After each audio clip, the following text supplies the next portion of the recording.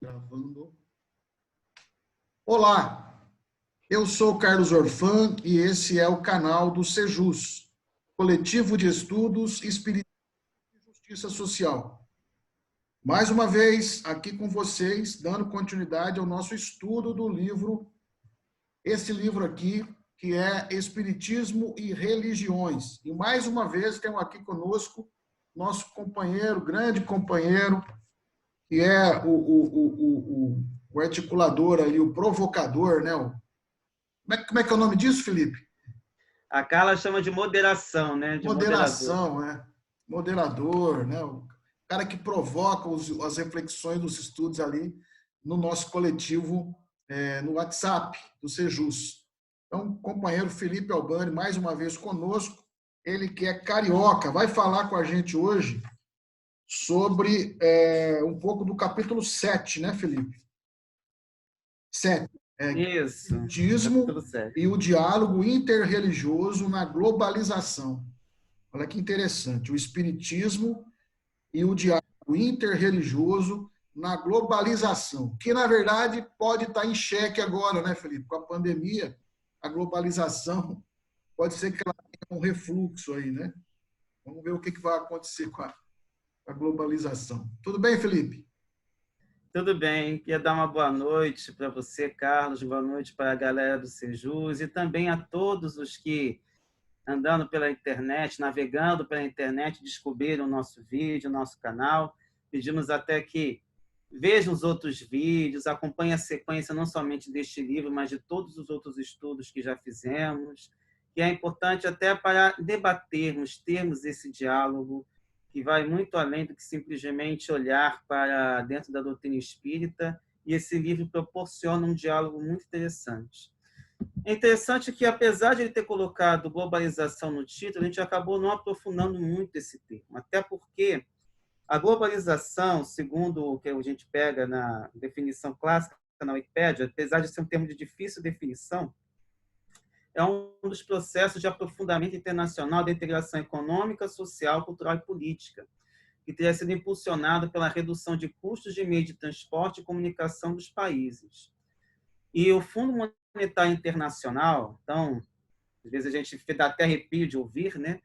Identificou 4 aspectos básicos da globalização, que é o comércio e transações financeiras, movimentos de capital e de investimento, migração e movimento de pessoas e disseminação do conhecimento.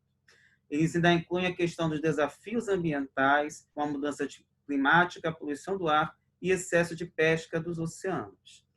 É um termo polêmico, é uma situação bastante delicada que a gente vive, porque, afinal, a gente está vivendo, até por conta da ascensão dos neofascistas ou governos que de extrema-direita em determinados países-chave nesse sistema global, em que há uma tentativa de reverter a questão da globalização, porque a atual conjuntura, pouco antes da pandemia, para ser mais claro, não estava favorecendo a maior economia do mundo.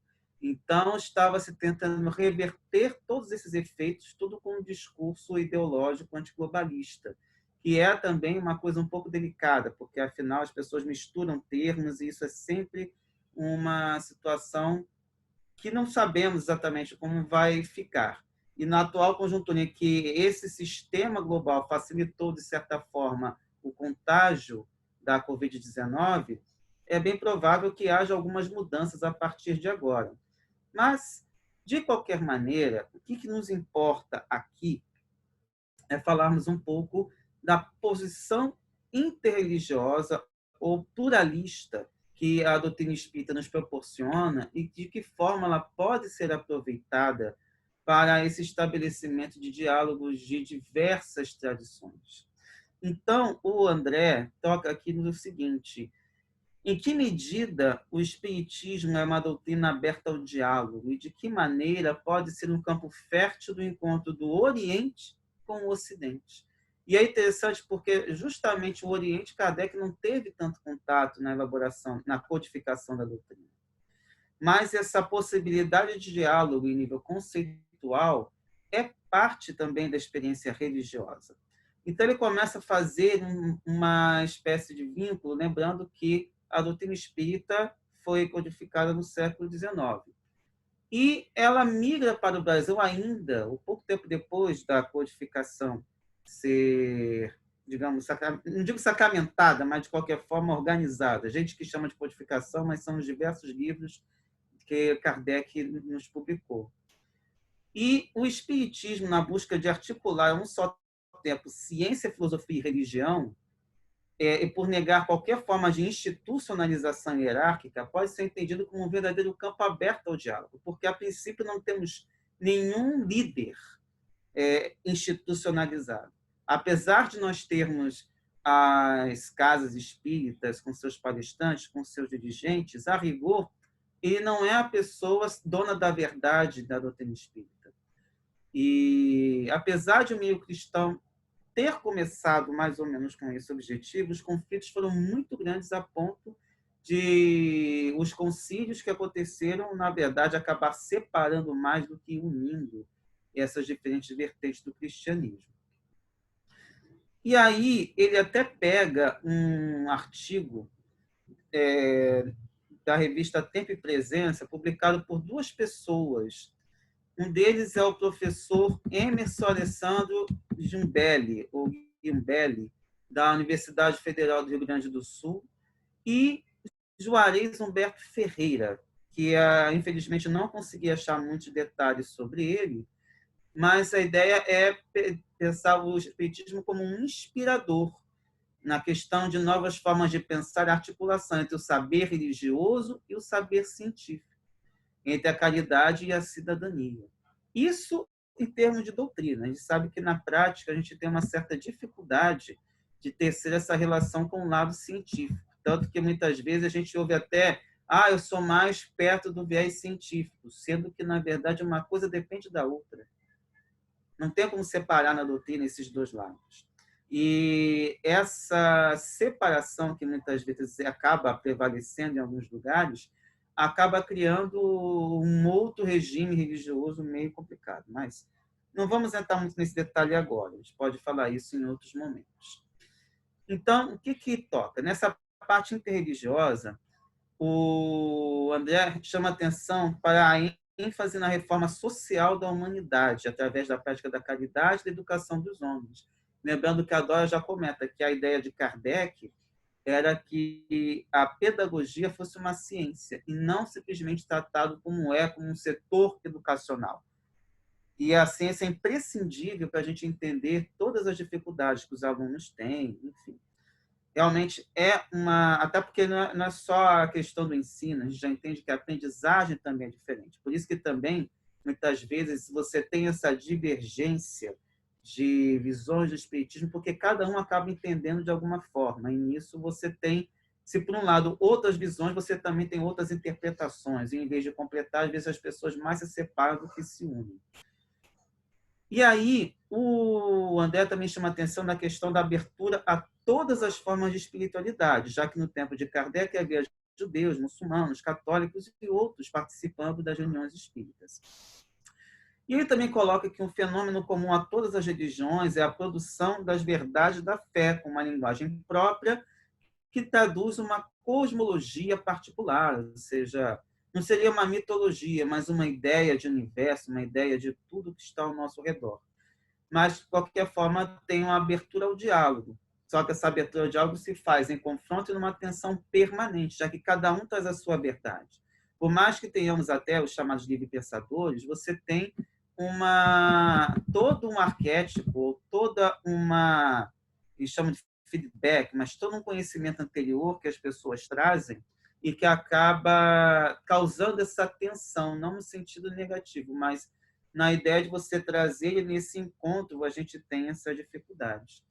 E aí eu trouxe aqui algumas contribuições dos nossos colegas. O Elias, por exemplo, questiona essa questão se o espiritismo é mais ciência, mais religião, ou ambas. Na verdade, ela é tripla, porque ainda tem a filosofia.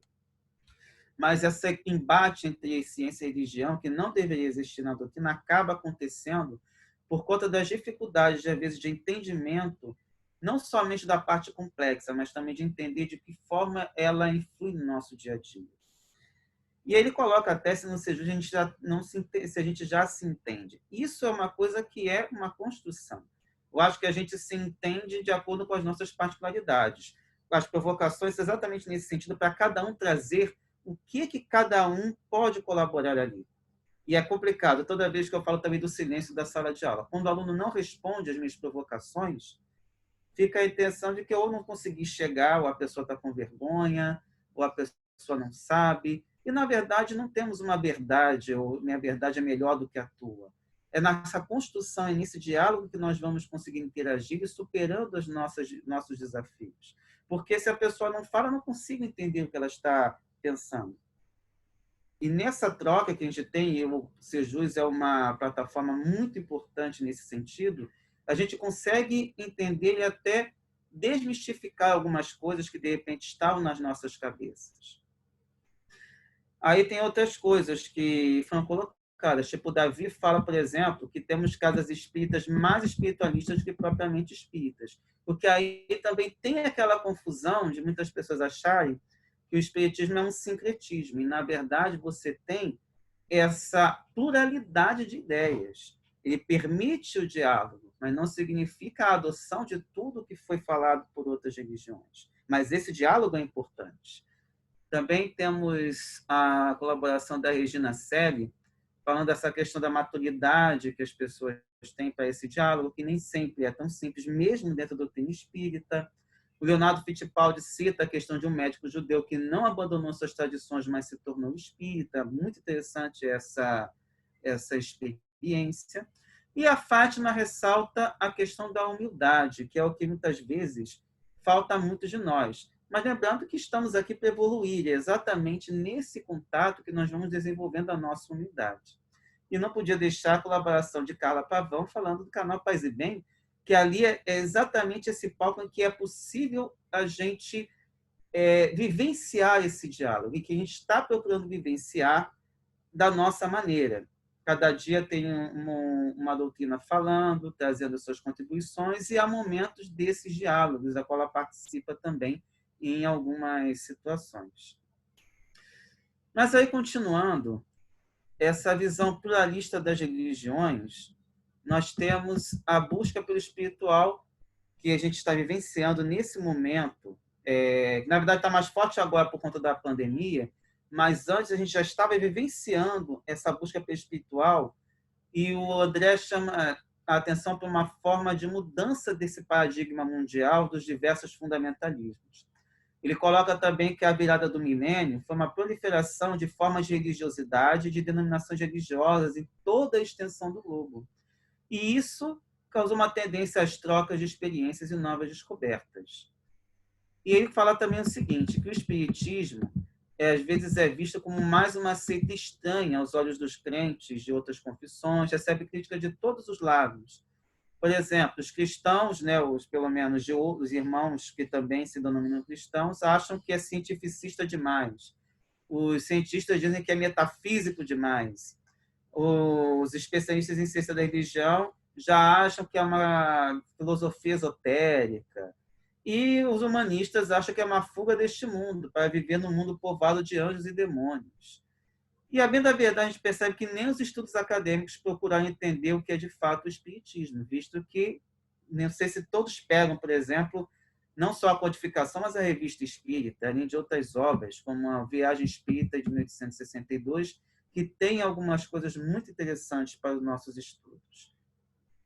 Então, ele coloca o seguinte: ao postular uma fé simples, calcada na relação natural do homem com Deus, sem necessidade de sacerdócio, sem rituais, sem institucionalidade, sem dogmas de fé sem sacramentos, o espiritismo é claramente um movimento de revisão do cristianismo, dando continuidade e aprofundando o movimento reformador dos séculos XV e XVI, visando o retorno às origens e purificação dos erros e incompreensões da mensagem cristã ao longo dos séculos.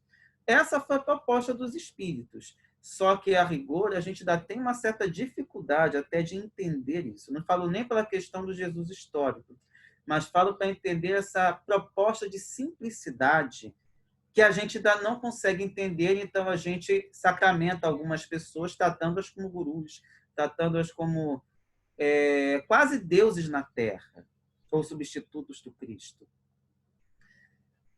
E aí tem um outro ponto. O André fala que a virtude do espiritismo foi abrir ao cristianismo à modernidade, incentivando o diálogo entre a ciência e a fé. O Leonardo Fittipaldi fala que ele acha que o espiritismo foi a pedra fundamental nos calçados do cristianismo desde o século XIX. Pessoalmente, observando que a gente não teve tanta influência da doutrina espírita no movimento cristão em geral, eu acredito que eles estejam mais preocupados com o crescimento dos irmãos de matriz protestante, especialmente das igrejas neopentecostais, do que propriamente com esse aprofundamento, visto que há um certo incentivo surdo, não sei atualmente do atual papado, mas havia desde o papado do João Paulo II um incentivo aos carismáticos, não verbalizado, mas havia, que é considerado por muitos uma vertente mais alienante, mas, de qualquer forma, tem a ideia de você ter uma prática semelhante aos neopentecostais, de você ficar mais no louvor do que propriamente na oração. E o combate à teologia da libertação, que é uma vertente mais crítica e que aprofundava essas questões, ou seja, indo ao encontro daquilo que já foi falado, de você aprofundar suas tradições, de entender melhor a doutrina da qual você é adepto, ficou esquecido. E, de certa forma, isso acaba levando em conta o que já foi chamado, agora não me lembro por qual autor mais está nesse livro, a questão do peregrino espiritual, que é aquele que, na verdade, comercializa com todas as doutrinas sem aprofundar nada. E aí, lembrando que houve até uma crítica com relação a isso por conta de doutrinas que pegam de várias religiões, como, por exemplo, o sincretismo que existe em determinadas religiões brasileiras, minoritárias, mas de importância cultural em alguns lugares. Mas, na verdade, se a gente olha para essas doutrinas, elas pegaram o melhor de cada doutrina e compuseram uma doutrina própria. Então, isso não é exatamente uma espécie de peregrinação religiosa. O que a gente vê muitas vezes nessa peregrinação seria, por exemplo, compra o CD do cantor gospel, compra a palestra do padre tal, compra a palestra do palestrante tal, e você vai formando a sua doutrina própria. Isso daí é não aprofundar, é ficar apenas no louvor. Então, ficar quase que aquele viciado em morfina, que sente dor, então vou orar, vou ouvir a meditação, vou fazer uma oração, e fica apenas nesse raso, e não aprofunda as questões que poderiam te promover não somente uma compreensão melhor de todas as religiões, mas também uma compreensão de si mesmo, que é a proposta de qualquer doutrina, você se aprofundar em si mesmo. Claro que existe um trabalho psicológico que pode ser feito com qualquer especialista na área de psicologia, mas a questão do lado religioso ou do lado do autoconhecimento que vai além da questão psicológica é importante. Porque tem coisas que você não vai ficar o tempo todo pegando o psicólogo como babá. Nem o pastor, nem o palestrante espírita. Cada um você vai ter, ou padre, ou rabino, ou qualquer outra pessoa de qualquer religião. Mas a ideia de que você aprofundar o seu estudo ajuda, inclusive, você entendendo do que você está falando, do que você quer para você mesmo. E aí, caminhando para o final, nós temos mais o seguinte. O André também coloca essa questão nessa experiência do diálogo interreligioso, vê de um lado pela ênfase na ética, que independe de formalismos e doutrinas, por outro lado, o abrir-se a formas tão variadas de religiosidade quanto são os que buscam a Deus. E ainda coloca que toda manifestação sincera de fé é legítima. Então, nesse ponto, a doutrina espírita carrega essa ideia muito importante para esse estabelecimento desse diálogo. E ele ainda lembra que há livros espíritas que procuram disseminar um clima de tolerância religiosa. E ele coloca, por exemplo, ele menciona um livro que, na verdade, eu acho que a gente provavelmente deve ter tido algum problema, porque realmente também não consegui encontrar esse livro, chamado Nos Bastidores da Loucura. Mas eu me lembro do livro Loucura e Obsessão, psicografado pelo Divaldo Pereira Franco, pelo espírito Manuel Filomeno de Miranda, em que ele procura abordar o lado espiritual num terreiro de Umbanda. E, infelizmente, eu vou ficar devendo a vocês o nome do livro, procurei, mas, infelizmente, eu não consegui, que é um livro do André Luiz, pela psicografia do Francisco Cândido Xavier, em que há um templo em que cada pessoa, de acordo com a sua doutrina lá no mundo espiritual, vai para o seu cantinho e faz a sua oração à sua maneira. Então, essas duas realidades, ainda que a gente tenha críticas, não somente a algumas obras, mas também aos próprios médiuns, traz aqui a ideia desse pluralismo religioso também no mundo espiritual. O Elias ainda cita diversos outros, como o caso do Ramatiz, da Ivone Pereira, o Robson Pinheiro, o Pietro Baldi, o Vanderlei Oliveira. Todos eles dialogam com as outras religiões à sua maneira, ainda que tenhamos também as nossas críticas a posturas políticas ou a outras decisões, mas que, de qualquer forma, a Vanessa Pessoal também lembra disso, o Fábio Marques também lembra dessa questão, inclusive lá no próprio início da doutrina espírita, em que o Kardec chama o Livro dos Espíritos de filosofia espiritualista. Mas, de qualquer forma, na prática, a gente ainda tem muita coisa a explorar. É claro que não podemos ficar apenas nos livros e nos médiuns. O que falta muitas vezes, a meu ver, é esse diálogo na prática. E que o Paz e Bem, por exemplo, está permitindo que aconteça. E, é claro, cada um que ingressa nos sejus também traz as suas contribuições. Como, por exemplo, eu sou um ex-católico, então eu tenho alguns conhecimentos de práticas da doutrina católica e eu tenho também familiares católicos até hoje. Eu também conheci um pouco da Umbanda, conheci um pouco do Candomblé, conheci um pouco do protestantismo. Então, isso ajuda a compor e tecer a minha maneira de ver também. E aí, caminhando agora exatamente para o final. O André, duas citações no André.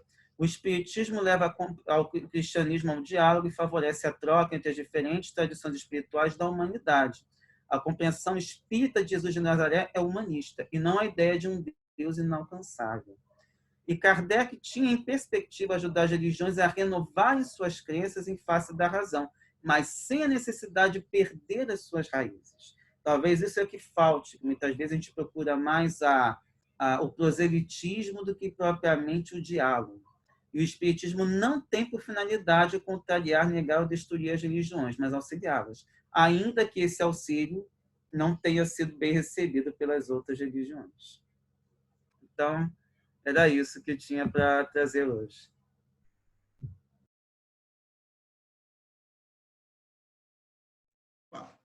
Muito bem, Felipe. É um tema, mais um capítulo aí que suscita grandes reflexões, né? E a gente espera ter contribuído com esse programa, né? E com essa presença sempre importante aqui, feliz, do nosso companheiro Felipe Albani. Então, eu quero te agradecer, Felipe, pela participação mais uma vez, pela disponibilidade, pela disposição, né, em trabalhar aí junto conosco no Sejus, né? O Sejus, graças a Deus, tem vários companheiros que auxiliam de cada maneira, né? Cada um com a sua maneira de fazer e com a importância dentro do grupo. Graças a Deus está dando certo, né? Está dando certo. A gente tem crescido muito no Sejus. Quando você falava aí de será, o Elias parece que fez um filme, será que a gente se entende? Depende do que é se entender, né? Mas temos que ter as mesmas posições em relação a todos os temas. Mas eu estava pensando, enquanto você dizia isso, que eu não sou o mesmo depois do Sejus. Né? Não sou o mesmo. Então, eu não sei se eu pude contribuir para o coletivo da mesma forma que o coletivo contribuiu para a minha transformação, acredito que para melhor. Né? Não sei se eu contribuí, mas na verdade é que parece que todas as contribuições de todos do coletivo vai surtindo em cada um modificações e o grupo vai crescendo. Pelo menos é o que aconteceu comigo. Eu, sinceramente, não sou o mesmo depois do Sejus. as minhas concepções, o meu entendimento da doutrina das religiões é muito melhor, eu acredito melhor, muito mais aprofundado, né? Revi alguns conceitos, ponderei outros, chamado a atenção por companheiros que de repente falou uma frase, eu falei, mas peraí, como é que é isso, né? Eu me lembro uma vez que eu me despertei com um companheiro que nem está mais no Sejus, mas participou muito pouco, que é um companheiro de um outro movimento progressista, que é o FAE. Como é que é o primeiro nome dele? Rafael, se não me engano. FAE, né? Rafael Faé. Do Crítica Espírita. Ele fez um comentário no nosso grupo, logo no comecinho. Eu falei, mas deixa eu entender. Você está relativizando a doutrina? Ele falou, tô. Como toda filosofia tem que ser relativizada. Pá, caiu minha ficha, né? Aí caiu uma ficha importante, porque eram umas coisas que você não pensa, você não vai pensando, vão petrificando algumas coisas, né? E essas pequenas dicas vão dando um start, um toque para você ir procurando melhor, entender melhor e crescer. Lembrei disso que foi um momento importante, mas certamente depois todos os companheiros contribuíram muito. O Aleixo contribuiu muito, a Dora, todos nós, todos vocês, né? Você também, o Elias, a Carla, enfim, todo mundo que está lá, né? Que pode nos ajudar a crescer. Eu espero que a gente consiga, que a gente continue nesse ritmo aí, ajudando as pessoas e nos ajudando a nós próprios. Tá bom, Felipe? Quer falar mais alguma coisa? Ótimo, Carlos. Não, é só isso mesmo. A gente está tentando contribuir e, dessa forma, com esse pensamento, eu estou tentando sempre lembrar que o nosso objetivo é pensar na justiça social.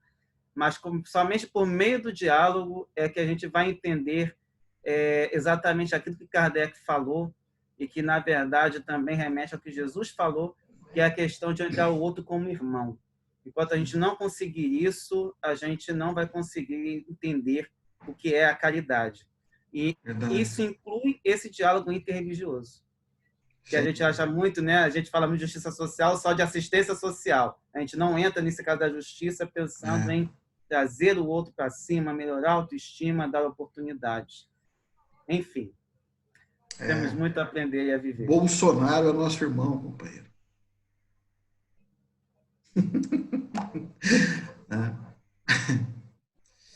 Pois, Verdade. temos E muito. lembrando que hoje, olha que interessante, hoje é aniversário do Karl Marx e do Divaldo Franco. Hoje é aniversário de Marx É, e de Divaldo. e de Divaldo. Hoje é 5 ou 4? 5. 5 de maio. Poxa, que legal. Só por aí já faz a gente pensar um pouco, né? Pois é. Eu não sabia que era aniversário de Marx hoje, não. O Twitter ajuda a gente a ficar de olho nessas coisas. Às vezes eu estou sempre no WhatsApp, sempre no Face, mas hoje passou batido aí. É. Gente, no grupo colocaram alguma coisa sobre o filme, né? Sobre o filme O Jovem Marx. Eu não assisti ainda, mas ainda vou assistir. Felipe, um abraço. Fica com Deus. E a você que nos acompanhou até agora, obrigado pela participação. Vai lá no canal, você já está no canal, clica, dá um joinha no nosso vídeo, se inscreva no canal para a gente poder crescer mais na internet. Tá bom? Um abraço, fica com Deus e até a próxima semana. Tchau, pessoal. Fica com Deus.